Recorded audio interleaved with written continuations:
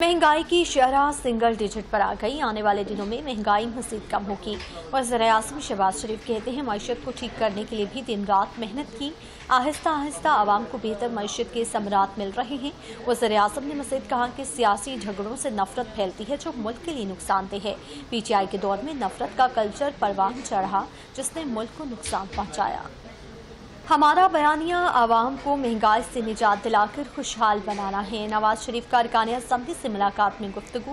कहते हैं, माजी में तरक्की करता मुल्क पटरी से उतारा गया, मईशत और इक़्तिदार तबाह की, जमहूरियत की पीठ में खंजर घोंपा गया। अरकान असम्बली कहते हैं, नवाज शरीफ और शहबाज शरीफ वादों की तकमील वतन से वफा के नाम उनकी ज़ाती कोशिशों की बदौलत मुल्क डिफॉल्ट से बच गया।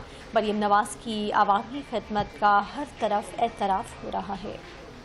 अपडेट करें आपको, आलमी बैंक एग्जीक्यूटिव डायरेक्टर्स पर मुश्तमिल वफ्द पाकिस्तान पहुंच गया। वज़ीर-ए-आज़म, वज़ीर ख़ज़ाना और वज़ीर तवानाई से मुलाकातें शेड्यूल। आलमी बैंक और पाकिस्तान के दरमियान $40 अरब की फंडिंग के लिए मौसर अमल दरामद पर बात होगी।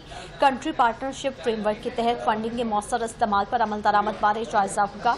हुकाम के मुताबिक वफ्द तरक्यात इक़दाम का जायजा लेगा। हिकमत अमली के लिए वफ्द सूबों से भी मुशावरत करेगा। वफ्द खैबर पख्तूनख्वा, सिंध और पंजाब और बलूचिस्तान का दौरा करेगा। बजट की तैयारी के लिए प्री बजट सेशन अहमियत का हामिल। मुतल्लिका शोबों से मुशावरत यकीनी बनाई जा रही है।